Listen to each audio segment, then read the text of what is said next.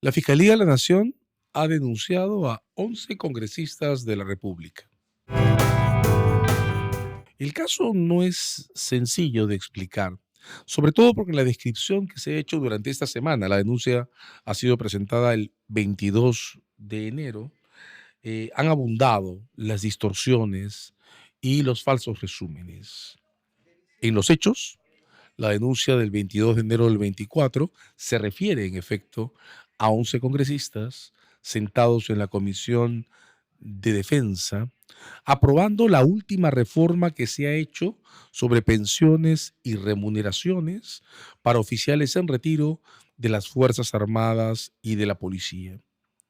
La razón de la denuncia es que en esa sesión, en esa decisión sobre la promoción de la reforma, intervinieron 5 oficiales en retiro, 2 del Ejército, 2 de la Marina, 1 de la Policía, que al mismo tiempo son congresistas. Víctor Cubas, actualmente vocero de la Fiscalía de la Nación, ha precisado en un reel difundido por las redes sociales del Ministerio Público que la denuncia se apoya en un hecho, y es que esos 5 congresistas, con la aquiescencia de los otros 6 que intervinieron en la sesión, han empezado a ganar más dinero desde que la ley se ha aprobado.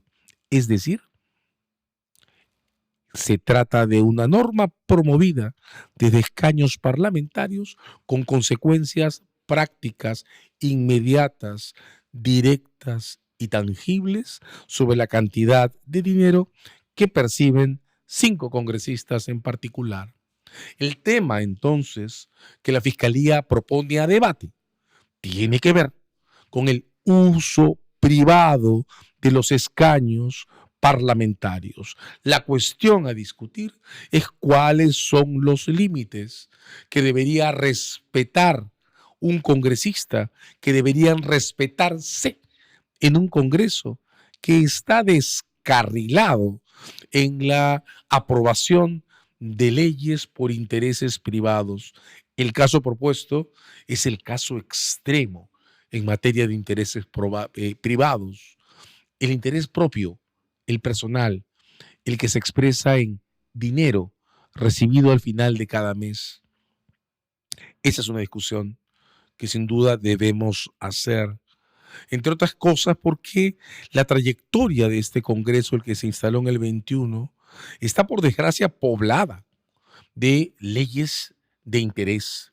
Y si vamos a ir a las personales, a las de interés propio, pues entonces la escena se vuelve comparable con la que tendremos que discutir en algún momento, la que corresponde al congresista Soto, que siendo presidente del Parlamento promovió la aprobación de una ley que luego imprimió y entregó a sus abogados para que ganaran en el Cusco un juicio que él estaba perdiendo. En un caso el de los 11 congresistas, hay 5 parlamentarios que, nos gusten o no, hay que decirlo, ganan ahora más dinero por la aprobación de esa ley que el que ganaban antes. En el otro, el del señor Soto, hay un parlamentario que promovió una ley que le permitió ganar un juicio que estaba perdiendo en primera persona.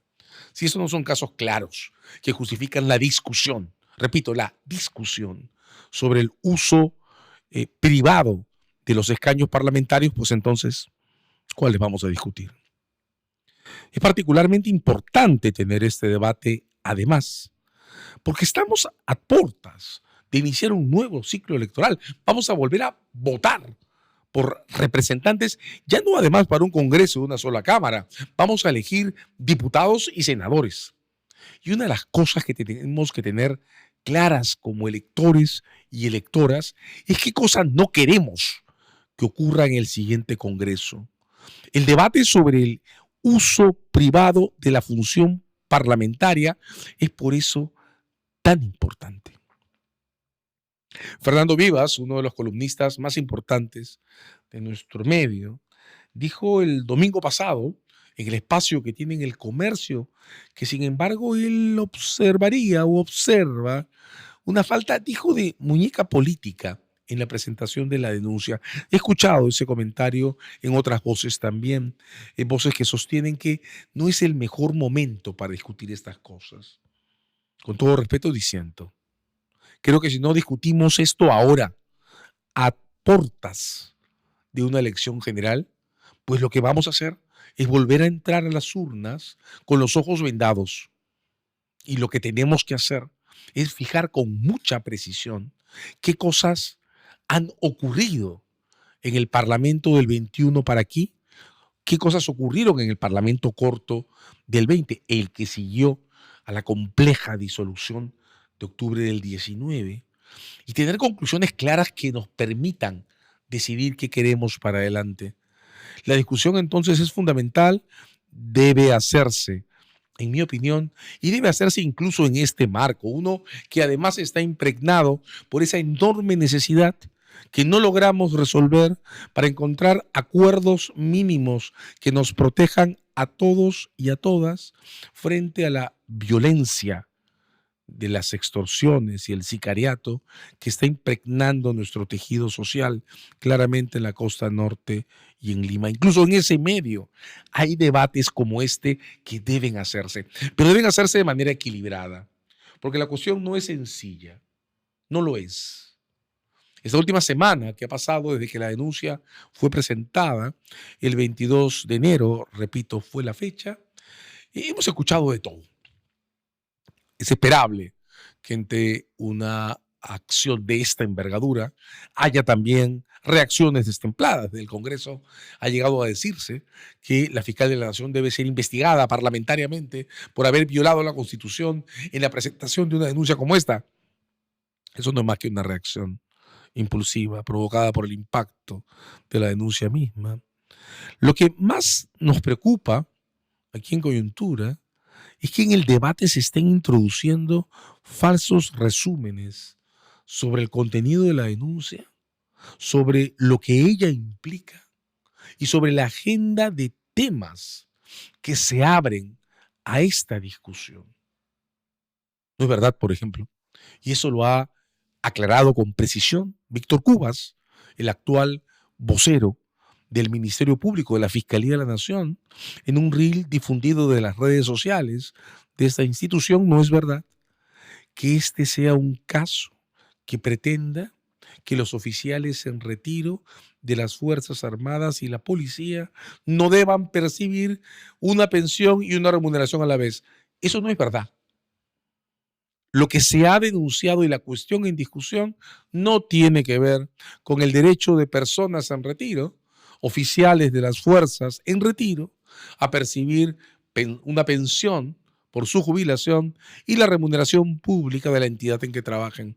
Esa no es la discusión. De hecho, esa nunca ha sido una discusión realmente en el Perú, en lo que se refiere a oficiales en retiro de las Fuerzas Armadas y de la Policía Nacional. Nunca.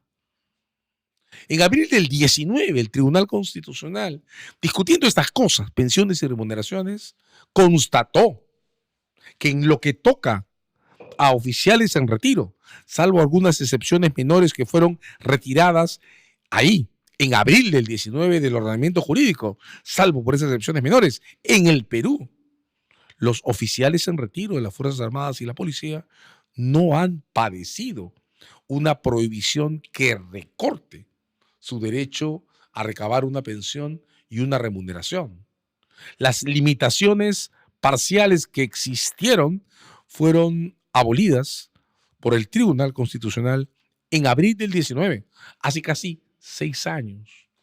El problema que hemos tenido, que tuvimos en el Perú hasta esa fecha, no se refería a militares y policías. Se refería a trabajadores del servicio civil, a quienes el gobierno durante años, hasta abril del 19, negó el derecho a recibir una pensión si volvían a engancharse a trabajar para el Estado. En abril del 19, el Tribunal Constitucional encontró esa diferencia. No había problemas sensibles, categóricos, con militares y policías, sí con trabajadores civiles, como injustificable. Y lo que el Tribunal Constitucional ordenó hacer fue eliminar esa desventaja en trabajadores civiles. Le dio un año al Congreso para hacerlo. Y 2 años después, el Congreso lo que ha reformado son los beneficios para militares y policías. Esa es la discusión. ¿Por qué lo han hecho? Teniendo en la mesa a 5 oficiales en retiro. Que lo repito, hay que decirlo. Desde que la reforma está en vigencia, han percibido ellos mismos más dinero del que percibían antes. Lo que en realidad ocurrió y lo que está en discusión, lo que causó esta intervención sobre la legislación, fue una cosa distinta. En el año 2006, diciembre del año 2006, el gobierno aprobó, fue un decreto de urgencia, el 038, topes para el total bruto que una persona puede percibir por cuenta del Estado. No importa por qué razón. Desde el año 2006, el tope se calcula por una fórmula que para el ejercicio presupuestario del 2024 alcanza los 15.600 soles. ¿Qué ocurrió en realidad entonces? El tope de 15.600 no afecta a la mayoría de oficiales en retiro, ni siquiera cuando llegan a trabajar o a prestar servicios para entidades públicas, porque sus pensiones más los ingresos que perciben andan hacia los 15.600 o por debajo. El problema estriba en que los congresistas ganan bastante más que eso, algo más de 29.000 soles al mes, según cómo lo calculemos. Y en consecuencia, desde que estos 5 oficiales en retiro entraron al Congreso, han tenido problemas en su percepción de lo que percibían y lo que esperaban percibir. Porque la suma de los ingresos como parlamentarios más la pensión que ya recibían excede en mucho el tope de los 15.600 soles que está vigente desde diciembre del año 2006. Entonces lo que la Comisión de Defensa acordó hacer con ellos 5 sentados ante ella fue eliminar el tope. De manera que, después de aprobar esta última reforma, los 5 pudieran percibir sus ingresos como congresistas más la pensión que ya recibían antes, que, esto habría que confirmarlo, probablemente hayan recibido con devengados. ¿Por qué? O no recibieron la pensión en ese tiempo por exceder los topes, o el Congreso descontó de su planilla parte de sus ingresos parlamentarios por exceder los topes. Son 5 personas que resolvieron un problema individual utilizando como mecanismo una ley del Congreso. 2 discusiones totalmente distintas. Tienen derecho los congresistas que son cesantes de las Fuerzas Armadas y la policía, un derecho subjetivo, moral, como querramos verlo, a que no se toque sus pensiones y a recibirlas además de lo que reciben como parlamentarios. Pues podríamos discutirlo toda la vida. Lo que la Fiscalía objeta es que la solución a ese dilema haya sido implementada saltándose las vallas de los conflictos de interés, utilizando como mecanismo el escaño parlamentario para imponer a través de la ley y en beneficio personal una de las soluciones posibles a este problema, la eliminación de los topes. Pero hay que decirlo además, la eliminación de los topes solo para ellos, porque el resto de jubilados, especialmente los del servicio civil, que tienen una pensión y que han vuelto o vuelven o pueden volver a trabajar para el Estado, siguen después de esa reforma afectados por el tope de 15.600. Entonces la situación que el Tribunal Constitucional observó como inconstitucional en abril del 2019 se repite. En abril del 2019, los pensionistas de las Fuerzas Armadas y de la Policía no tenían limitaciones duras, fundamentales, para percibir pensiones y remuneraciones. Ahora, a partir de la reforma de diciembre del 21, los pensionistas de las Fuerzas Armadas y de la Policía que regresan a trabajar para el Estado, incluso como parlamentarios, no tienen límites, no tienen topes para acumular sus remuneraciones y las pensiones, pero los jubilados de servicio civil sí los tienen. Bien, como ven, la discusión no es sencilla, da para una serie de soluciones posibles. Pero el punto en debate, el que la Fiscalía propone discutir, es exactamente este. Puede resolverse problemas de este tipo en cualquier dirección, en la que consideremos correcta, pero puede resolverse problemas de este tipo imponiendo la respuesta a partir del uso privado de la función parlamentaria. O como cualquier ciudadano, estos 5 congresistas tendrían que haber litigado en defensa de sus derechos. Tiene sentido que este Congreso esté imponiendo el uso de Parlamento como si fuera un tribunal de justicia para resolver controversias privadas que benefician a sus representantes o para adoptar decisiones que afectan sus juicios o sus reglas de remuneración propia. Esa es la discusión que debemos abordar y no es una discusión simple. No es una discusión simple, porque quien está planteando el debate es una fiscalía, a falta de espacios equilibrados, regulados, para discutir estas cosas. Por ejemplo, la Comisión de Ética del Congreso, que ha dado muestras evidentes de no querer discutir nada que involucre o afecte los intereses de los parlamentarios. En lugar de poder discutir esto en un foro público sobre pensiones, remuneraciones y pensionistas, lo estamos discutiendo en función al pedido de una fiscalía. Y esto es lo que nos está pasando desde hace años, que todos nuestros problemas morales encuentran como único espacio de salida discusiones penales. Eso además es otra cosa que hay que tener en cuenta, porque este es el primer caso de nuestra historia reciente, la que podemos correr desde el año 2000, en el que una fiscalía penal pide que el Congreso discuta cuáles son los límites que los parlamentarios deben respetar para evitar hacer uso privado de la función congresal, para hacer uso privado del escaño que tienen asignado. ¿Cuáles son los límites? ¿Cuáles son las reglas? No es una discusión sencilla, tampoco para la justicia penal, porque no hay precedentes judiciales de la Corte Suprema sobre esto. Este caso debería ayudar a organizar precedentes, criterios y reglas. Este caso debería romper el cerco de los insultos, las bravatas y los bloqueos a los que, por desgracia, este Congreso nos ha acostumbrado. Debería generar un primer espacio en el que podamos sentarnos a discutir las cosas con leyes, constitución y principios en la mano.